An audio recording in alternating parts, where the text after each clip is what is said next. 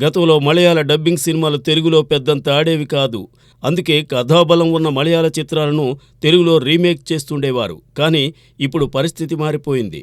మలయాళ dubbing సినిమాలు తెలుగులో ఆడుతున్నాయి. నిన్న కాక మొన్న వచ్చిన 'ప్రేమలు' సినిమా తెలుగులో భారీ పబ్లిసిటీతో ఆడుతోంది.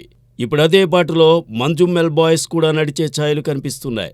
సర్వైవల్ డ్రామాలకు ఈ మధ్య మలయాళీ చిత్రసీమ ప్రాధాన్యమిస్తోంది. వాస్తవ సంఘటనతో ఆ మధ్య వచ్చిన 2018 సినిమా బాగానే పే చేసింది. దానిని మించిన విజయాన్ని ఇప్పుడు 'మంజుమ్మెల్ బాయ్స్' అందుకుంది. ఆ సినిమాని ఈ నెల 15న తెలుగులో విడుదల చేస్తారనే ప్రచారం జరిగింది. కానీ ఇప్పుడు అది నెలాఖరుకు వాయిదా పడిందని అంటున్నారు.